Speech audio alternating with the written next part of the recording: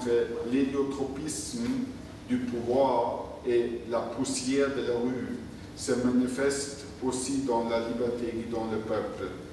Le mouvement ascendant qui conduit vers le soleil très célébré des journées de juillet n'arrive pas à enthousiasmer tous les révolutionnaires. Delacroix était beaucoup plus enclin à mettre en valeur le contraste entre la saleté de la rue et la métamorphose en allégorie de la figure principale. Le cérémonial officiel d'un souverain exotique qui avait de surcroît récemment subi une défaite militaire était en revanche un thème permettant une mise en scène axée sur le soleil et ordonnée selon une verticale en vertu des modèles de la grande peinture de l'Ancien Régime. Dans ce contexte, il est instructif de comparer le symbole textile de la souveraineté dans la liberté et dans le sultan du Maroc. Les teintes vertes et rouges du parasol expriment la capacité des couleurs à se transformer. En revanche, la liberté contient justement dans son drapeau un échantillon de ces tons de rouge et de bleu qui apparaissent dans le tableau tantôt pur, tantôt nuancé. Le drapeau tricolore créa une norme du colorisme. En 1845, il manquait une mesure de ce type qui put donner à la réalité de la couleur ou des couleurs un caractère normatif. Qui plus est, le parasol cérémoniel ne fut même plus compris comme symbole politique. La critique d'art contemporaine ne s'intéressa pas du tout au contexte politique que Delacroix avait de toute façon banni du tableau et que j'ai également omis de mentionner aujourd'hui. Ce n'est pas le souverain qui est mis en valeur, c'est le parasol, non pas en tant qu'insigne politique, mais comme instrument de régulation de la lumière et de la couleur. Charles Blanc ira jusqu'à voir dans le parasol la clé de tout le tableau et de son colorisme. Le sultan du Maroc montre sans doute une scène qui évoque une fois de plus, avec éclat, le spectacle de la souveraineté dans un tableau organisé selon des verticales et en référence au soleil. Cette image de l'unité sociale est cependant purement fantasmagorique et ne doit pas créer une relation autre que celle qu'il y a entre la peinture et son public. Rappelons la notation célèbre qui figure à la fin du journal de Delacroix. Citation: « Le premier mérite d'un tableau est d'être une fête pour l'œil. Le peintre fait appel à une métaphore, celle de la fête, dont le sens politique, depuis Rousseau, suggère une participation totale et sans contrainte, une coopération de toute la communauté qui ne partage pas celle-ci entre représentants et représentés, mais qui le fait apparaître comme un tout. La fête de Delacroix ne s'adresse au contraire qu'aux yeux propres à goûter les délicatesses de la peinture.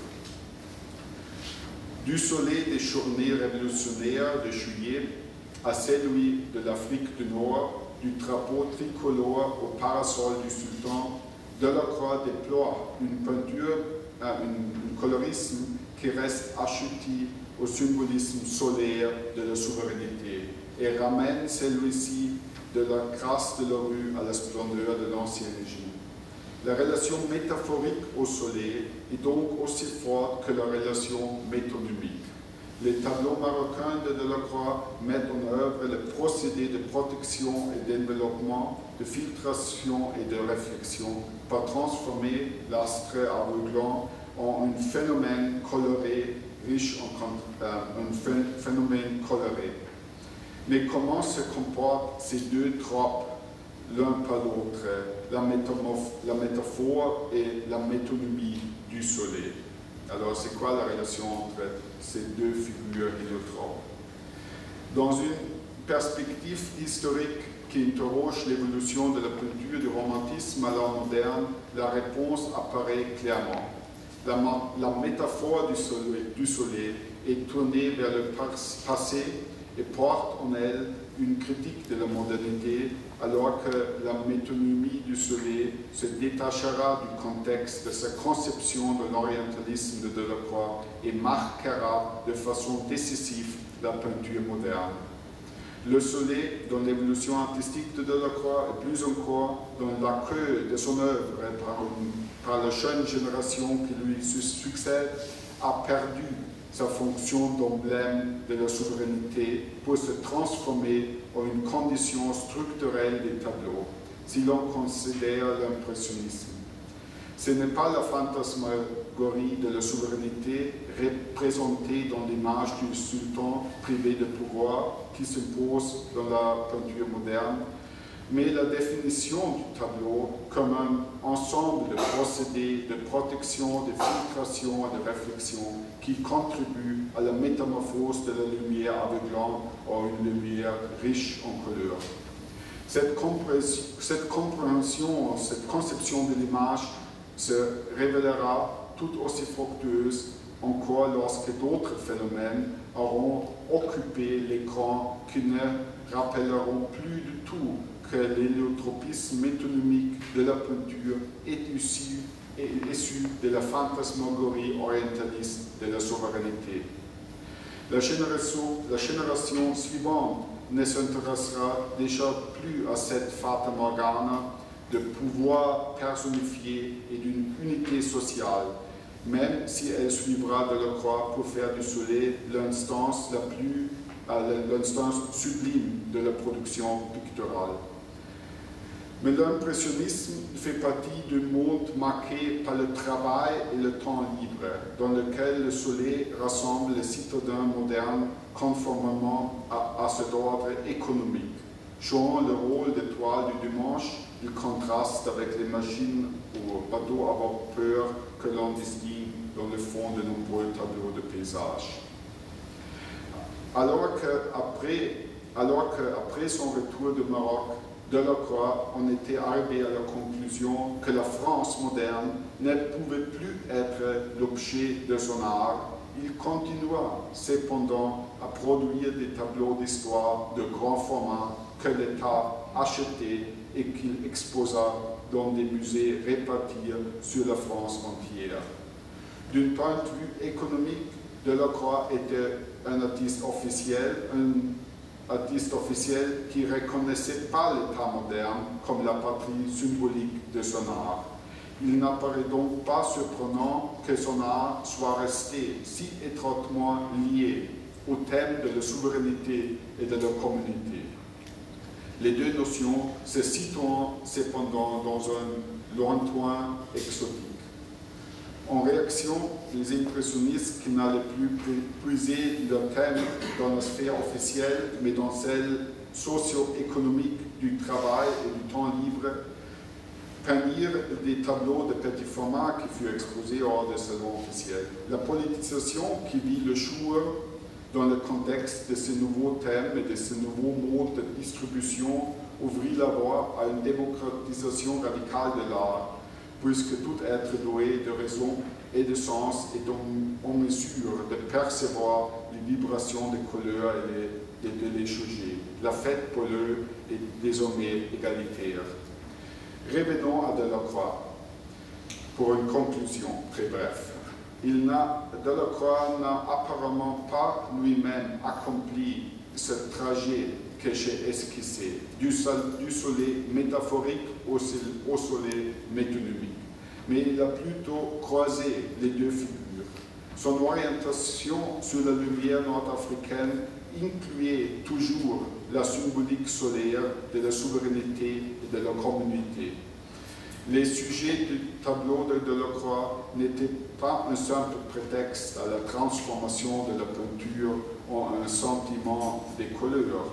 Baudelaire lui-même indiqua par le conseil d'imagination despotique que la métaphore politique demeurait vivante et qu'elle se transmettait en peinture. J'aimerais résumer encore une fois la fonction qu'acquérit la représentation de la souveraineté chez Delacroix. Au seuil de la modernité, lorsque l'artiste fut pour la première fois présenté comme souverain, ce transfert reposait sur la représentation d'une mission du poète qui était comparée à celle du législateur. Alors, ça c'est déjà passé au jeu de la modernité avec Pétrarque. Si l'on considère le 19e siècle, l'artiste souverain pouvait être compris comme le fondateur d'une école, comme un maître qui imprime l'art de sa loi. Avec la crise moderne de la personnification de la souveraineté, le parallèle entre souverain et artiste se limite à son aspect subjectif, à la capacité du génie à être choisi individuellement. Mais la voix de Sardanapal est déjà un hommage mitigé à cet idéal subjectif de modernité, donc Delacroix va progressivement se détacher après le mort. Il s'intéresse à présent au sujet, au corps et aux appareils de la souveraineté, seulement dans la mesure où ils sont des médiateurs d'une production primordiale, une production que l'on ne peut situer ni dans un corps humain, ni dans le champ du tableau, mais qui renvoie plutôt à une unité supérieure. Comment interpréter cette unité supérieure? La question est historiquement ouverte. Pour Delacroix, elle reste toujours liée au pouvoir politique, non à celui qui gouverne la France contemporaine, ni celui du sultan du Maroc, mais à un pouvoir politique imaginaire auquel correspondraient des tableaux comme les siens. Avec l'impressionnisme, l'orientation héliotropique de la peinture a été définie une nouvelle fois, non pas d'un point de vue politique, mais d'un point de vue socio-économique, correspondant à la distinction entre le travail et le temps libre. De cette manière, la politique de la souveraineté solaire ne disparaît pas une fois pour toutes de l'histoire de l'art. Il suffit de penser au futurisme ou à la lecture de Van Gogh par Georges Bataille. Vu sous cet angle, l'influence de Delacroix se ramifie dans la modernité. Sa peinture mène à l'héliotropisme métonymique de l'impressionnisme et du néo-impressionnisme, mais aussi aux avant-gardes qui ont tenté de mobiliser l'imaginaire politique d'une production sublime. Je vous remercie pour votre patience.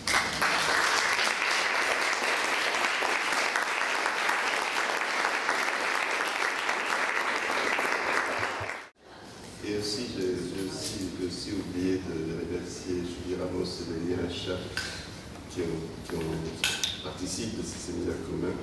Et donc, réparer ces oublis, je pense qu'on peut passer à une discussion sur cette proposition très audacieuse et qui me paraît très originale et m'a fait voir des choses que je n'ai jamais vues de cette manière. Notamment ces passages du soleil métaphorique, du soleil du roi soleil, qui pensait Édipe Louis XIV, à cette dimension métonymique. Donc ces modèles du filtre et du passage entre une puissance primordiale et puis l'apparition de la couleur me séduit beaucoup, mais je suis vraiment un peu sous le choc, sous le charme. Je n'ai pas une question pour l'instant. Je préfère m'adresser directement à la salle sur les questions. Alors, je peux essayer de commencer. Merci. Moi aussi, je me joins à Giovanni Carré pour vous remercier vraiment pour votre communication qui est splendide. Je suis ravi de vous avoir entendu ce que j'ai entendu. Je suis pleinement d'accord avec votre hypothèse, qui est bien plus qu'une hypothèse, c'est une démonstration.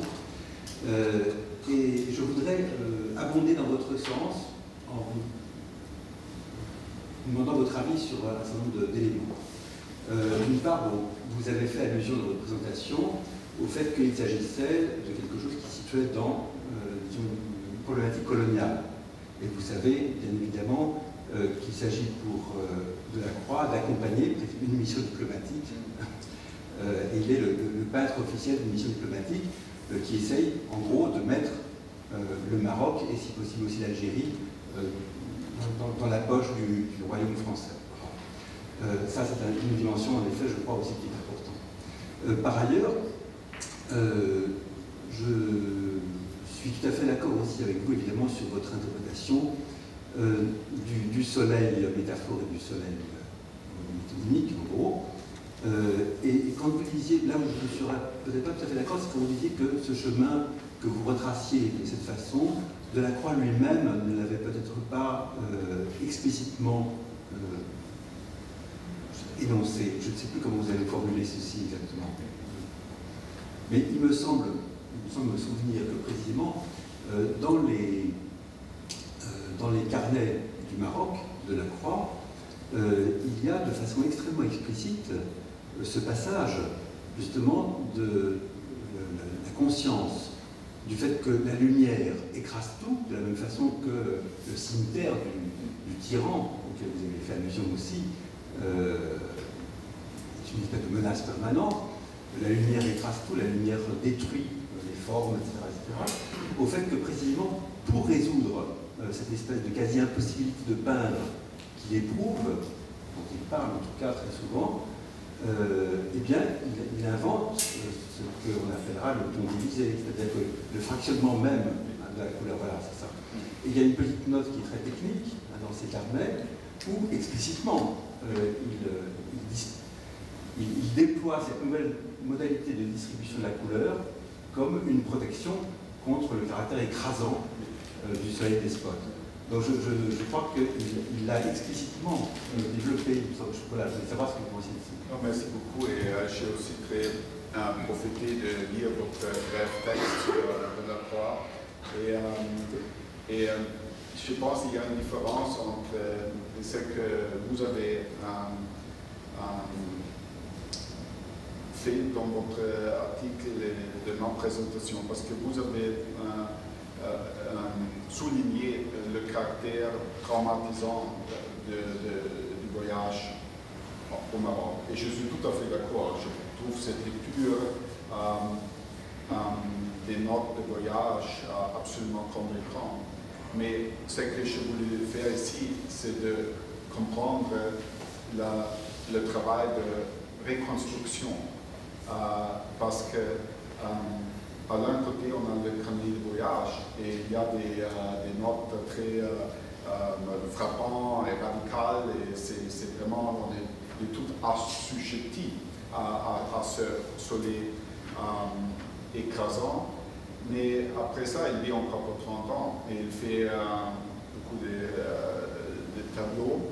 Et je ne sais pas souligner cette approche méthodique, mais je vois ça comme un travail de reconstitution. Comment on peut reconstituer la peinture après cette expérience aveuglante. Et intéressant, c'est très important que dans ce processus de reconstitution, la relation historique avec la peinture des grands maîtres, avec la verticalité du XVIIe siècle, est cruciale pour Delacroix. Et comme ça, la relation métaphorique de l'héliotropisme réentre dans ce jeu. Alors, j'aimerais différencier notre deux approches. D'une manière, il y a cet événement écrasant, expérience écrasante, mais après ça, c'est quoi? Qu'est-ce qu'on fait? Qu'est-ce que Delacroix a fait avec ces notes? Il a gardé ces notes, il a possédé ces notes, il est possédé par ces notes, mais j'ai essayé de démontrer comment il a fait ce travail de reconstruction de la peinture. Non, mais je trouve ça absolument convaincant. Et c'est vrai qu'il a vécu pratiquement toute sa vie sur le souvenir du Maroc. Et c'est tout ce travail de reconstruction, en effet, qui est tout à fait essentiel. Ça, je suis bien aussi reconstruction de la peinture, en tant que peinture de la grande tradition. Oui. Après que tout se soit presque défait, presque détruit, c'est vrai qu'il y a cette espèce de reconstruction pierre par pierre et il reste très classique du coup.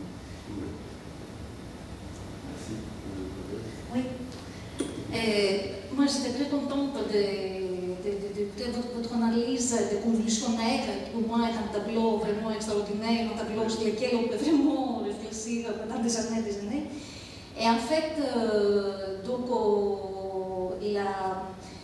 cette symétrie, cette image inversée, en fait, qu'aurait été la révolution, donc les convulsions révolutionnaires, les convulsions politiques, et les convulsions, disons, religieuses, hein, et donc l'image inversée de l'un par rapport à l'autre.